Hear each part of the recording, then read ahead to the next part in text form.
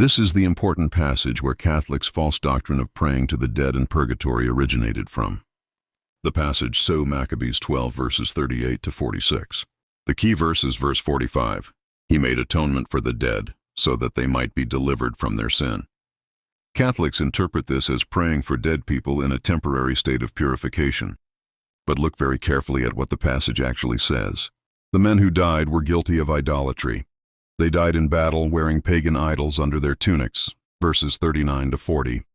In the law of Moses, idolatry, reminder, a capital sin, idolatry, brings God's curse, idolatry, no sacrifice to remove it, Deuteronomy 17 verses 2 to 5. Under the Old Covenant, idolatry had no atonement. It brought death and judgment. This means they died in a state of condemnation, not purification. Judas Maccabeus acted superstitiously, not by God's command. Notice, God does not command this offering. God does not approve this action. A prophet does not speak.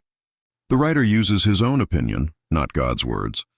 The passage only says he acted well and honorably, human opinion. If he believed that the dead will rise, human logic. This is not God speaking. It is the author's reasoning. The belief expressed is resurrection hope, not purgatory. The author argues, if the dead rise, then praying for them is meaningful.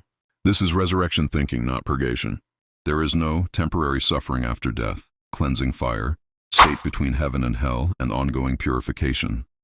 Not one element of purgatory exists in this text. Jews of Jesus' time did not believe in purgatory.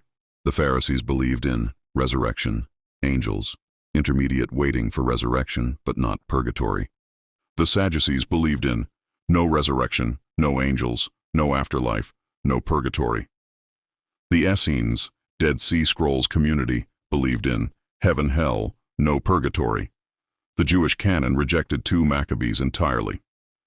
This means the passage was not authoritative for defining afterlife doctrine. Catholics add ideas that are not in the text.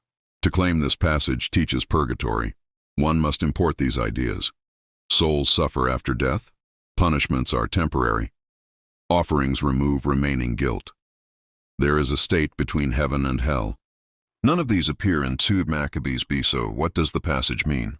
It simply means Judas Maccabeus prayed for fallen Jewish soldiers because he believed in a future resurrection and hoped God might show mercy to them on the last day. This is a historical description, not a doctrinal command. It is no different from the Bible describing Gideon making an ephod, Jephthah sacrificing his daughter, Solomon worshiping idols, Peter cutting off a man's ear. The Bible can